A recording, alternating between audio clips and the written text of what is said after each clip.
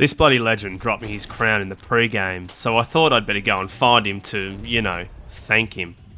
I spotted him and his crew jumping off the courtesy bus and decided to follow. Thankfully, they landed at my favourite spot. They must have seen my TikTok.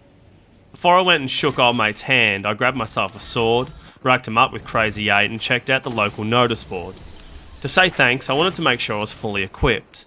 Then I noticed a bit of commotion coming from Crazy 8's joint and realised it was my mates. I must have surprised them because they bloody nearly ripped my head off. I retreated back and downed a couple of six-packs when I noticed some cars pulling up. I quickly jumped in a tree and fuck me, it was them. I started to think that they weren't my mates and that these c***s were actually trying to hurt me.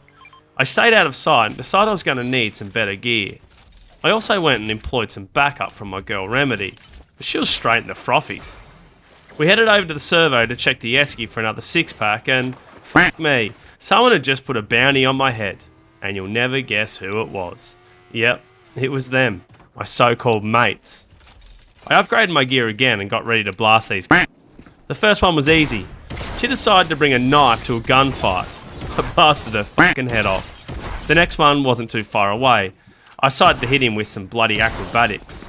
I noticed my girl Remedy was right in the thick of it, so I had to get back in there.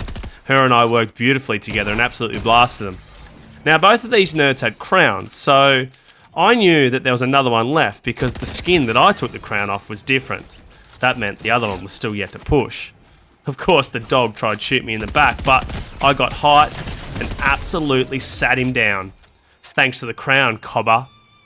But you know what? I didn't want it anyway. GG's.